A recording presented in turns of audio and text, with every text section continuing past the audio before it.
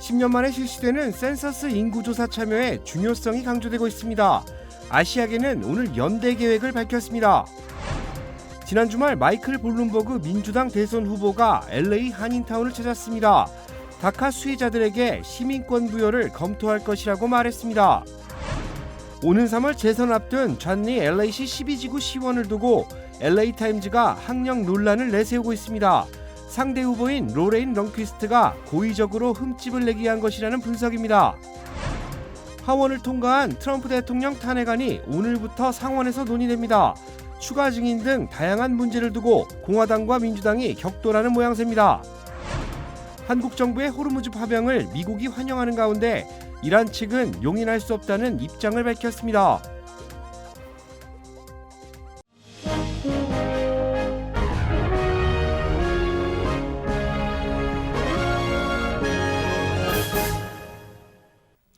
여러분 안녕하십니까? KBS 아메리칸 뉴스입니다. 올해 센서스 인구조사는 3월부터 각 설문지가 가정으로 발송되고 4월 1일부터 실시되는데요. 한인을 비롯한 아시안들의 참여율을 높이기 위해 아시아계 단체들이 공동 협력안을 발표했습니다. 박시몬 기자가 취재했습니다. 한국 외교부에서 추산하는 미주 지역 거주 한인의 수는 250만 명. 미국 인구 센서스국은 미주 지역 거주 한인의 수를 180만 명으로 집계하고 있습니다. 인구 센서스의 수에 따라 연방정부의 지원이 정해지기 때문에 70만 명의 차이는 결국 한인 커뮤니티가 적지 않은 손해를 보고 있다는 뜻으로 풀이됩니다. 그렇기 때문에 그 70만 명의 그 인구가 지금 사라진 데이터가 있거든요. 그래서 그거를 이제 한 명마다 2,000불씩 계산을 하면 1.4 빌리언 달러가 한인 커뮤니티에 지금 들어오고 있지 않다는 뜻입니다. 이 같은 문제는 한인뿐 아니라 타 아시아계 커뮤니티들도 비슷한 실정입니다. 결국 아시아계 단체들은 협력을 통해 센서스 조사의 참여율을 높이기 위해 힘을 합쳤습니다. 오늘 기자회견을 통해 한자리에 모인 아시안 단체들은 그동안 저조한 참여율을 보이고 있는 아시안들의 참여를 이끌어내기 위한 방안을 마련하고 그 방법들을 아시안 아메리칸 이민자들에게 제시하고 나섰습니다. 인구 센서스국은 참여율을 높이기 위한 방안으로 이번에 실시되는 조사에서는 시민권 소지의 여부를 묻지 않습니다. The Trump administration tried to put a citizenship question on there, but it was very, very clear from all the evidence that that would have scared people away from answering the census. Finally, the Supreme Court said, no, you will not put it in. The citizenship question will not be on the census. So 센서스국은 질문 자료에 한국어를 비롯한 5개의 아시안 언어로 번역했으며 한인 자원봉사자들을 대거 투입했습니다. 또 4월 1일부터 실시하는 인구조사는 온라인, 전화, 우편 등 다양한 방법으로 참여할 수 있으며 설문지는 3월 12일부터 각 가정으로 배송될 예정입니다. KBS 뉴스 박시몬입니다. 민주당의 유력한 대선 후보인 마이클 블룸버그 전 뉴욕시장이 주말 LA 한인타운을 방문했습니다. 조 바이든 부통령에 이어 유력 대선 주자가 잇따라 아시안 투표 결집을 호소하는 중심지로 한인타운을 찾고 있습니다. 김경일 기자가 취재했습니다. LA 한인타운 마당모를 찾은 마이클 블룸버그 민주당 대선 경선 후보. 한인들과 아시안 커뮤니티 리더들도 함께 걸어옵니다.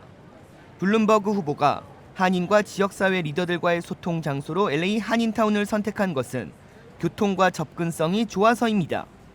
블룸버그 후보는 미디어들과의 인터뷰는 거절했습니다.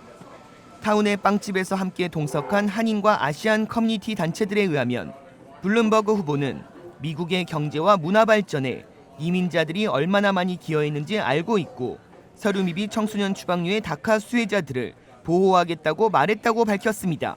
다카는 지금 우리 한국 코리안 아메리칸들한테는 굉장히 중요해요. 많이 그 넘버가 높기 때문에 여기 오신 다카 분들한테는 당연히 시티즌십 파스를 해줘야 된다 그렇게 말씀하시더라고요.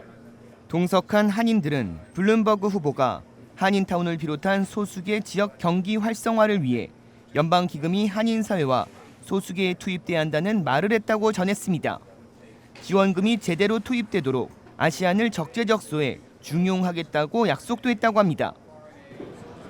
블룸버그 후보는 민주당 대선 경선에서 승리하면 트럼프 대통령을 이길 수 있다고 자신했습니다.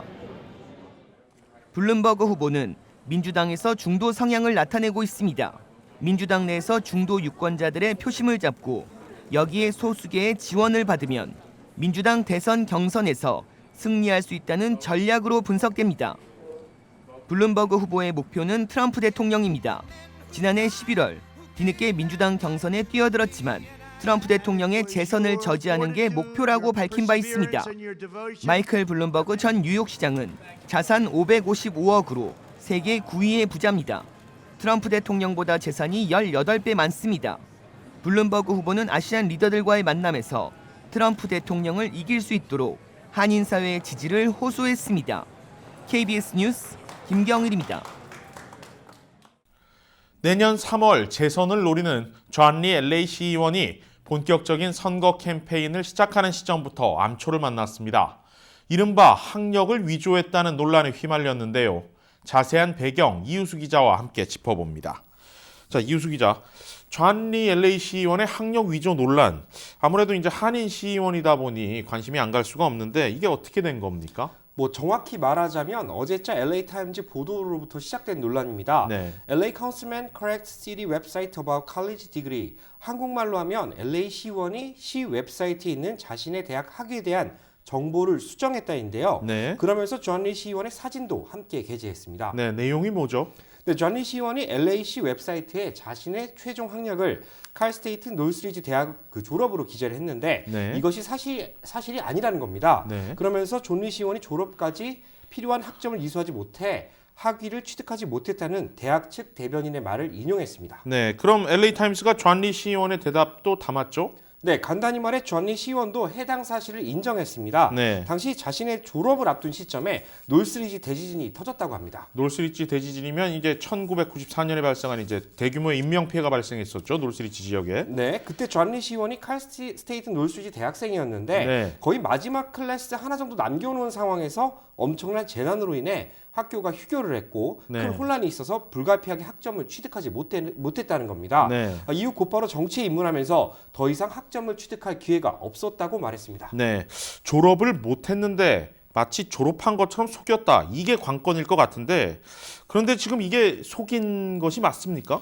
이게 조금 애매모호한데요. 네. 존리 시의원은 자신이 대학을 졸업했다고 말한 적이 없다는 겁니다. 네. 그러자 LA 타임즈가 지금으로부터 4년 반 전에 실린 LA 데일리 뉴스에서 기사에서 존리 당시 보좌관이 학교를 졸업했다고 말한 내용을 다시 지적했고요. 네. 이에 존리 시의원 측은 해당 기사를 본 적이 전혀 없다.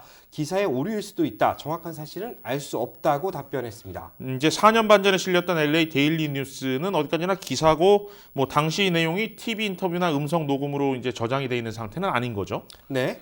그렇습니다. 존리 시의원은 또 시 웹사이트에 졸업이라고 기재된 것 역시 웹사이트 관리 직원의 오해로 포스팅 과정에서 오류가 발생한 것뿐이라고 말했습니다. 네, 이제 사실 의아한 게 존리 시의원이 시의원에 당선되기까지 어떤 학력을 내세워서 이제 당선이 된 게 아니지 않습니까?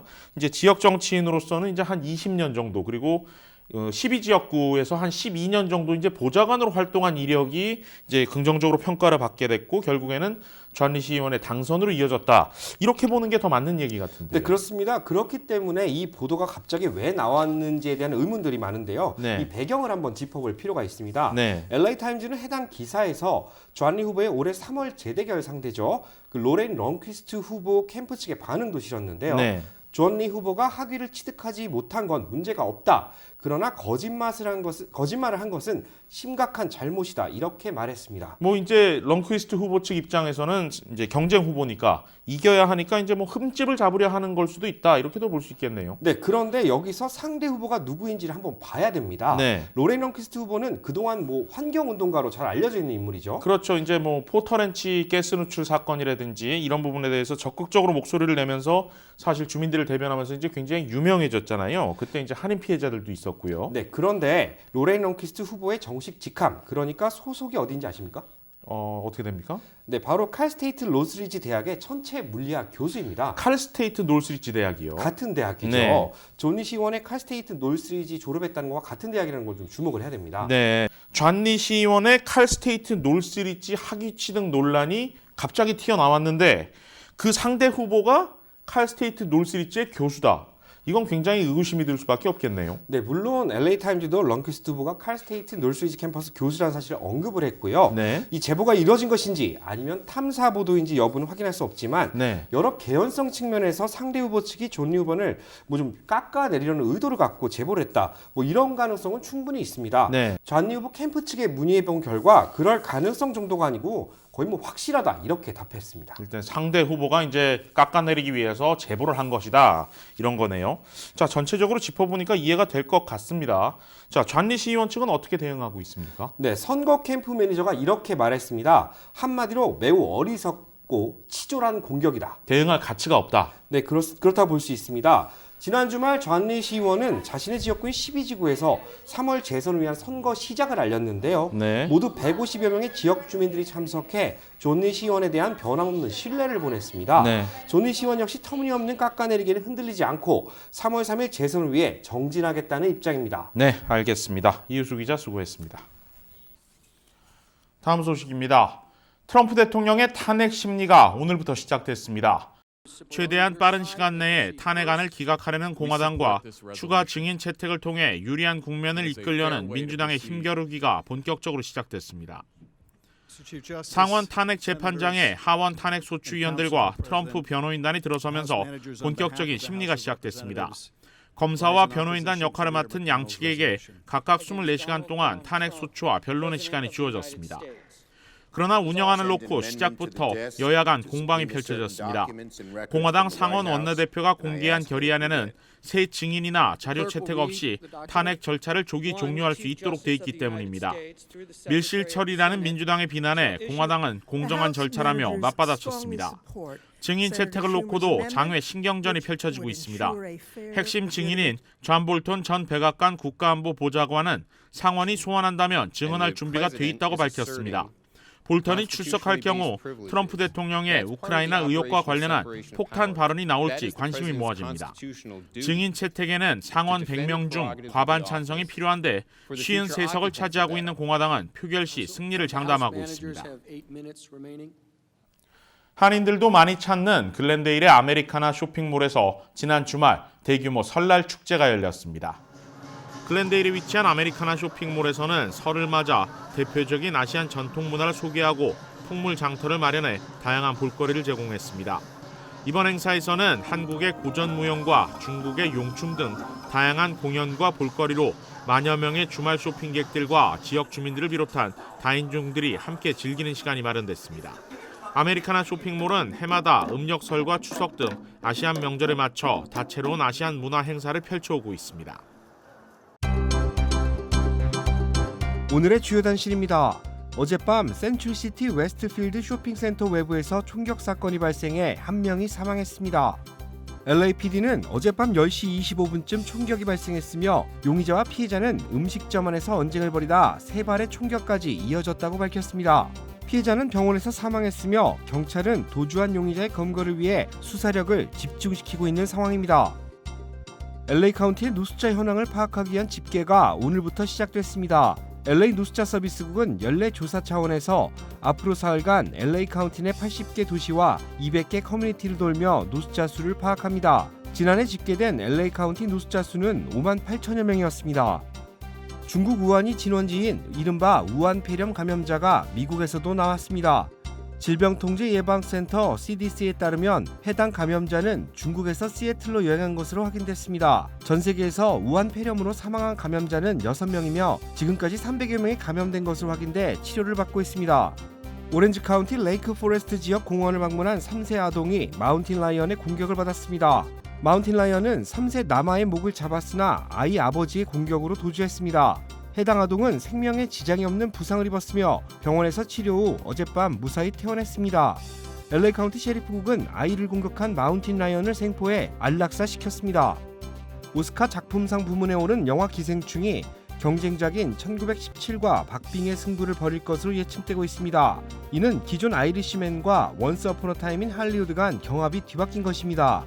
영화 기생충의 봉준호 감독도 1917의 샘 맨데스 감독과 감독상 수상을 두고 팽팽한 경쟁을 펼치고 있습니다.